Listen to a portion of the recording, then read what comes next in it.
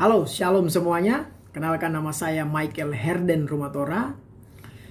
Terima kasih untuk adik saya Julio De Fretes yang sudah menghubungi saya untuk saya diberikan kesempatan untuk menyampaikan firman Tuhan hari ini. Dan terima kasih juga kepada ketua, sekretaris, dan semua pengurus persekutuan mahasiswa di Kota Palu. Haleluya. Sebelum kita mendengarkan firman Tuhan, mari kita bersatu dalam doa. Bapa yang baik, kami sangat mengucap syukur karena Engkau kumpulkan kami di dalam persekutuan yang indah, yang manis ini Tuhan. Saat ini kami akan dengarkan kebenaran firman Tuhan. Roh Kudus berikan hikmat pengertian kepada kami untuk kami dapat mengerti lebih jauh apa maksud Tuhan di dalam kehidupan kami, apa-apa yang harus kami lakukan yang sesuai dengan kehendak Tuhan, supaya hidup kami senantiasa berdampak baik bagi pertama-tama diri kami, lalu kepada orang lain, dan nama Tuhan Yesus dipuji dimuliakan lewat kehidupan kami. Terangi hati kami, terangi pikiran kami dengan cahaya Injil-Mu. Roh Kudus berikan pengertian, mampukan kami untuk dapat menjadi pelaku-pelaku firman Tuhan. Dalam nama Tuhan Yesus Kristus, semua yang siap diberkati, sama-sama kita katakan amin. Puji Tuhan. Haleluya. Mari kita buka Alkitab kita di dalam 2 Korintus 3 ayat yang ke-17. 2 Korintus 3 ayat yang ke-17. Saya akan bacakan. Sebab Tuhan adalah roh, dan di mana ada roh Allah, di situ ada kemerdekaan. Saya ulang. Sebab Tuhan adalah roh, dan di mana ada roh Allah, di situ ada kemerdekaan. Judul firman Tuhan yang akan saya sampaikan adalah kemerdekaan rohani. Kemerdekaan rohani. 17 Agustus 2020 kemarin kita telah rayakan ulang tahun kemerdekaan Indonesia yang ke-75 tahun. Kita sangat mengucap syukur karena kita bisa melewati periode masa-masa yang sukar ya, sampai tiba kepada kemerdekaan. Sebelumnya ada beberapa bangsa yang menjajah kita. Ada bangsa Portugis, Spanyol, Belanda, Prancis, Inggris, lalu Jepang. Dan kemerdekaan itu diperoleh oleh kita hari ini karena kenapa? Karena para pejuang, para pahlawan yang rela habis-habisan, mati-matian untuk kita merdeka. Haleluya. Bukan saja dengan keringat, ya, bukan saja dengan tenaga pikiran, tetapi dengan darah dan nyawa mereka. Mereka persembahkan sebagai korban supaya kita dapat menikmati kemerdekaan hari ini. Nah, yang menarik dari pernyataan Bung Karno kala itu yang booming sampai hari ini, saya coba kutip. Perjuanganku lebih mudah karena melawan penjajah, namun perjuangan kalian akan lebih sulit karena melawan bangsa sendiri. Nah, banyak statement yang juga senada dengan pernyataan di atas. Misalkan ada yang berkata bahwa musuh utama dari seseorang adalah dirinya sendiri. Nah, namun kemerdekaan yang ada saat ini sifatnya secara jasmani. Sifatnya secara jasmani. Nah, bagaimana dengan kemerdekaan rohani kita? Bagaimana dengan kemerdekaan rohani kita seperti judul yang saya angkat? Saya mau mengutip satu tokoh ya, namanya Robert Bridges ya, seorang penulis dan penyair dari Britania. Dia menulis dalam The Spirit of Man, bunyinya seperti ini. Ya, kerohanian adalah dasar dan fondasi manusia. Itu harus mendasari segalanya.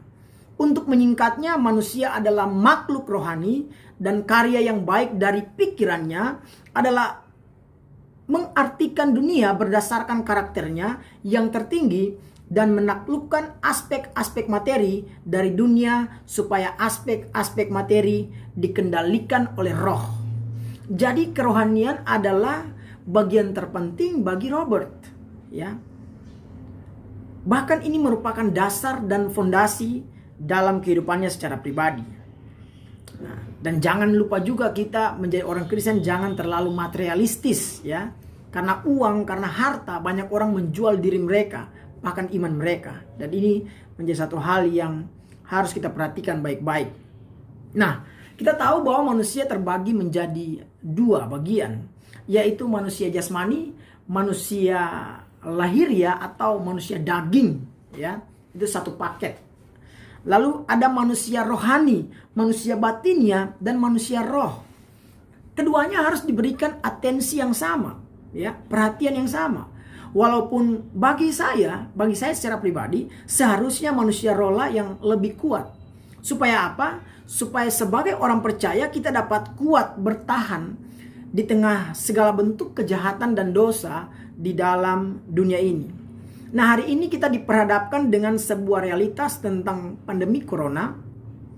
Nah, berkaca dari pengalaman pribadi, ya, dan juga mereka yang betul-betul mengalami goncangan psikologis termasuk iman, maka poin yang pertama dari firman Tuhan kita hari ini adalah merdeka dari ketakutan. Merdeka dari ketakutan. Jadi ingat, semua orang pasti mati kecuali Tuhan datang atau Tuhan mengangkat dia hidup-hidup. Kita baca firman Tuhan. 1 Yohanes 4 ayat yang keempat, kamu berasal dari Allah, anak-anakku, dan kamu telah mengalahkan nabi-nabi palsu itu. Sebab roh yang ada di dalam kamu lebih besar daripada roh yang ada di dalam dunia. Yohanes menulis dengan hikmat dari Roh Kudus bahwa roh yang ada di dalam kita lebih besar daripada roh yang ada di dalam dunia. Maka seharusnya setiap masalah, tantangan, ujian, pencobaan yang terjadi dalam kehidupan kita sebagai orang Kristen, termasuk di masa pandemik seperti ini, kita jangan pernah takut. Karena tadi saya sudah bilang bahwa kita pasti akan mati. Ya, kita pasti akan mati. Kecuali Tuhan datang atau kita diangkat hidup-hidup. Mengapa kita harus merdeka dari ketakutan? Ya, karena di dalam Wahyu 21 ayat yang ke-8 di situ ada satu klasifikasi orang yang akan mendapat bagian di dalam lautan api dan belerang yang menyala-nyala, yaitu orang-orang penakut, kan? Firman Tuhan begini. Tetapi orang-orang penakut, orang-orang yang tidak percaya, orang-orang keji, orang-orang pembunuh, orang-orang sundal, tukang-tukang sihir, penyembah-penyembah berhala, dan semua pendusta, mereka akan mendapat bagian mereka di dalam lautan yang menyala-nyala oleh api dan belerang. Inilah kematian yang kedua. Ya. Bagian orang penakut justru adalah lautan yang menyala-nyala oleh api dan belerang. Ya. Saya penginjil keliling. Dan di masa pandemik seperti ini justru Tuhan utus saya untuk pergi beritakan Injil. Injil tentang Yesus Kristus. Injil yang menguatkan gereja. Injil yang memberikan kekuatan, spirit bagi kita orang percaya di masa pandemik seperti ini. Karena kenapa? Ternyata banyak hamba-hamba Tuhan juga yang sudah tidak menyuarakan Injil, yang tidak membangun iman, malah meruntuhkan iman. Bukan menguatkan iman, malah melemahkan. Nah, ini menjadi awasan bagi para hamba Tuhan juga. Ke Palu, ke Ternate, ya. Lalu hari ini saya di Manado dan nanti saya akan berangkat lagi ke daerah Ternate. Karena kenapa? Karena ini masa yang terbaik, ini masa yang tepat bagi saya secara pribadi untuk Injil dikumandangkan, ya, dibumingkan, diviralkan lebih dahsyat lagi, Dan harusnya kita turut ambil bagian di situ. Sebagai orang-orang Kristen, ya, bukan saya sebagai hamba Tuhan, sebagai orang-orang Kristen yang percaya. Ketakutan tertinggi, ya, adalah kematian, tapi bukan kematian jasmani, ya. Saya ulang, ketakutan tertinggi adalah kematian, tapi bukan kematian jasmani. Kita lebih takut kepada kematian rohani atau kematian iman. Itu perspektif orang Kristen, orang percaya yang sungguh-sungguh percaya kepada Tuhan. Ya, bukan kematian jasmani, tetapi kematian rohani. Ya, soal nyawa saya pegang ayat ini karena barang siapa mau menyelamatkan nyawanya, ia akan kehilangan nyawanya, tetapi barang siapa kehilangan nyawanya karena aku, ia akan memperolehnya. Karena bagiku hidup adalah Kristus dan mati adalah keuntungan. Filipi 1 ayat 21 dan Matius 6:16 ayat ke-25, ya. Jadi corona punya mata, ya. Tuhan gak buta. Hamba yang taat dan setia tidak akan mati di masa sukar, di masa pandemi COVID-19 seperti ini. Itu kepercayaan saya. Ya, kalaupun harus mati karena virus, kita akan hidup bersama Kristus. Ya, jadi jangan pernah takut. Jangan pernah takut. Kita harus percaya bahwa Tuhan menyertai kita, orang-orang yang sungguh-sungguh berharap hidup di dalam Tuhan, mengandalkan Dia sepenuhnya. Yang kedua, kita harus merdeka dari kekhawatiran kita. Serahkanlah segala kekhawatiranmu kepadanya, sebab Ia memelihara kamu. Anak muda biasanya mengkhawatirkan yang pertama, pasangan hidup. Jangan bohong. Pasti ya, kecuali dia mau melajang. Lalu ada pekerjaan, ada keuangan. Anak muda zaman sekarang sudah pikirannya sudah seperti itu. Lalu sebagai mahasiswa, takut IP-nya jelek. Tugas-tugas dari dosen ya banyak harus dikerjakan. Ya ada kekhawatiran di sana. Lalu ujian semester, skripsi kalau bikin skripsi ya. Dan lain-lain masih banyak ya yang bisa kita sebut satu persatu. Di masa pandemik seperti ini nambah lagi kekhawatirannya. Misalkan kuota harus diisi untuk bisa kuliah online kalau online ya. Lalu ada handphone, ada mahasiswa yang saya tahu yang gak punya handphone, gak punya kuota, ya, gak punya uang, ya. Udah gitu gak ada subsidi dari pemerintah, harus bayar sendiri, ya, harus bayar sendiri. Uang semesternya tetap, ya, segala-galanya tetap ada, gak dikurangi, tetapi malah nambah biaya untuk kuliah. Nah, tapi ingatlah bahwa Tuhan menghimbau kita, Tuhan mengarahkan kita supaya kita serahkan segala kekhawatiran kita kepadanya, sebab Ia memelihara hidup kita.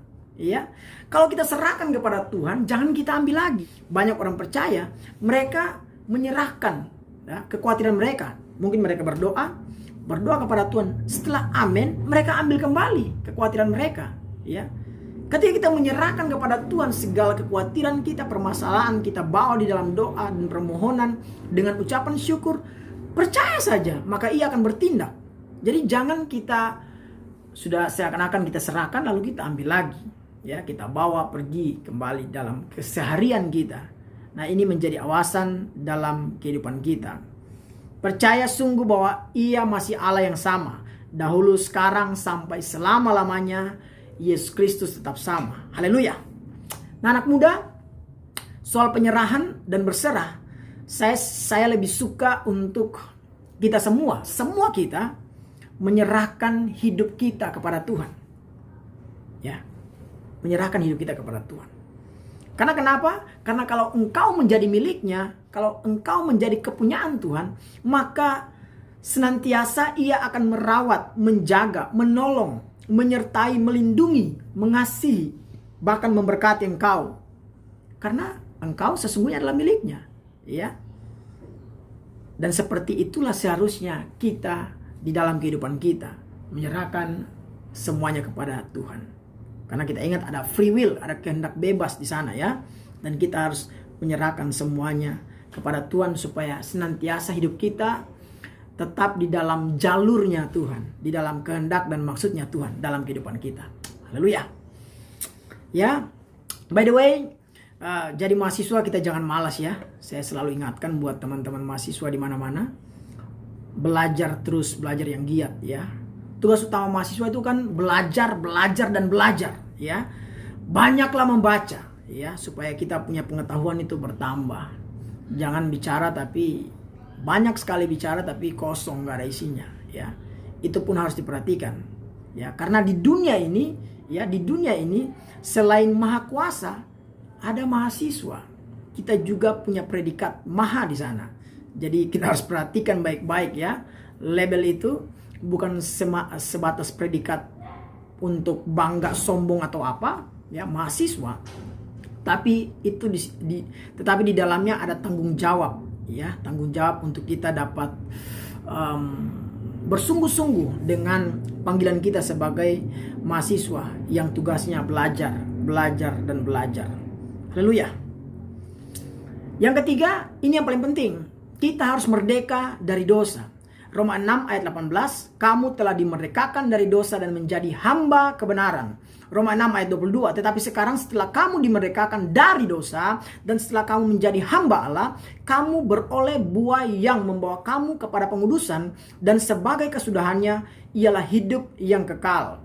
Roma 8 ayat yang kedua di situ berkata, Roh yang memberi hidup telah memerdekakan kamu dalam Kristus dari hukum dosa dan hukum maut. Ya. Saya menulis lagu saya ya, bergenre hip hop gitu. Saya tulis lirik, ada lirik bunyinya seperti ini. Musuh utama Allah adalah dosa. Dan kalau kita adalah anak-anak Allah, kita adalah orang-orang yang percaya kepada Allah, harusnya kita sepakat dengan Tuhan bahwa musuh utama kita adalah dosa. Ya. Kalau mau dengar, kalau mau mampir channelnya Rumah Torah Brothers. Rumah Torah Brothers. Ya. Walaupun belum sempurna, belum terlalu bagus ya. Tetapi saya pikir teknologi di masa sekarang ini adalah kesempatan terbaik untuk kita dapat beritakan Injil, bersaksi bahwa Yesus Kristus adalah Tuhan dan juru selamat kita. Haleluya. Ya. Jadi kita harus merdeka dari dosa dan hal-hal yang akan membawa kita ke dalam dosa dan kehilangan sukacita, damai, kasih, bahkan iman kita kepada Yesus. Ya. Kita harus merdeka atas sakit hati, ya. Kita harus merdeka dari kekecewaan, kepahitan, dan 3 ini adalah satu akar, ya. 3 ini adalah dahan dengan satu akar, dan ketiganya harus dicabut, ya. Kalau kita mau menang, maka seharusnya kita menjadi orang-orang yang mudah mengampuni, ya. Kepahitan, sakit hati, kekecewaan kita kepada siapapun, orang tua, keluarga, teman, siapapun yang berbuat salah kepada kita, harus kita ampuni. Supaya kita bisa dapat terbang bebas, kita dapat berjalan di dalam maksud Tuhan, kehendak Tuhan. Kita menjadi orang-orang yang luar biasa, ya. Segala hal-hal yang sifatnya membuat kita jauh, membuat kita lemah, kita harus tinggalkan itu. Apalagi dosa, apalagi dosa. Kita harus merdeka dari setiap keinginan daging dan keinginan mata yang membawa kita kepada kebinasaan kekal. Free sex, onani, masturbasi, pornografi, drugs, ya, minuman keras. Itu adalah hal-hal yang umum. Ya, sekarang itu orang anggap hal biasa, anak-anak muda apalagi. Ya, tapi saya mau ingatkan bahwa tubuh kita adalah bait Allah. Tubuh kita adalah bait Roh Kudus. Atau tidak tahukah kamu bahwa tubuhmu adalah bait Roh Kudus yang diam di dalam kamu. Roh Kudus yang kamu peroleh dari Allah dan bahwa kamu bukan milik kamu sendiri. Ya, jadi bukan milik sendiri, jangan sembarangan, jangan seenaknya ya. Dan kalau bisa saya sarankan juga buat jangan merokok, berhenti ya. Stop beli-beli rokok ya, habis-habisin duit. Itu sama saja kayak kita ambil uang lalu kita bakar, kita hirup asapnya, kita dapat penyakitnya ya.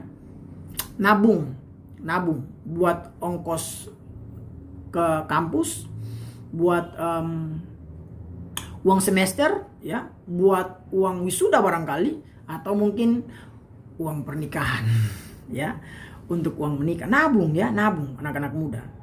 Lalu kita harus merdeka atas kesombongan, keangkuhan, tinggi hati, gila hormat, tuntut pujian. Ini bahaya sekali ya. Ini bahaya sekali. Tuhan mengajarkan kita agar kita saling melayani, saling mengutamakan yang lain ketimbang diri sendiri ya. Kasih itu tidak mencari keuntungan pribadi ya.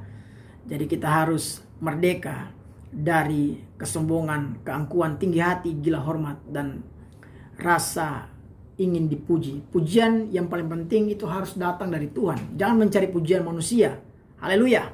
Haleluya.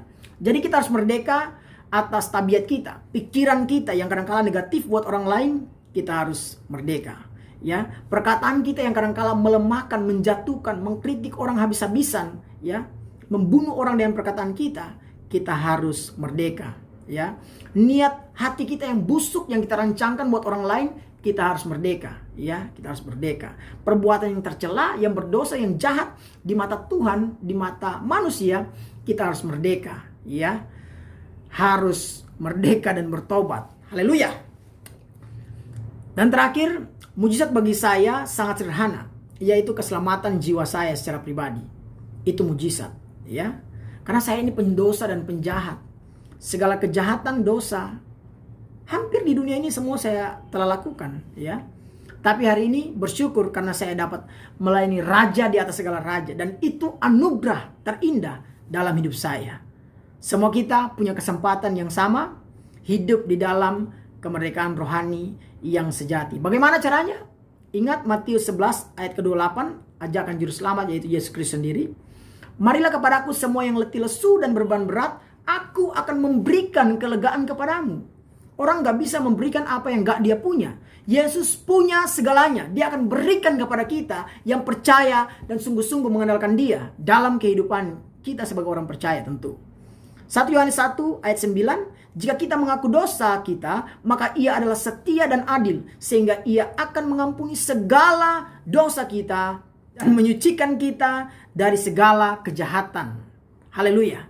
Jadi ini yang perlu kita lakukan, dan saya berdoa biarlah semua kita mendapatkan kemerdekaan rohani yang sejati.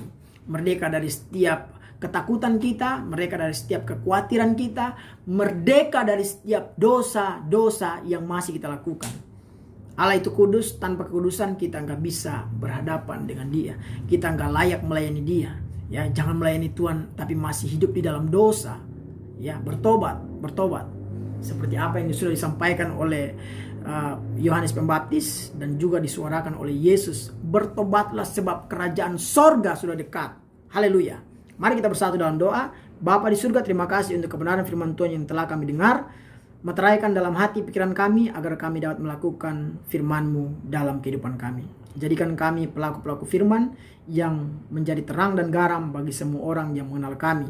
Semua yang sudah diberkati siap menjadi berkat. Semua yang sudah mendengarkan firman Tuhan siap menjadi pelaku firman. Sama-sama kita katakan haleluya. Amin. Tuhan Yesus memberkati. Shalom.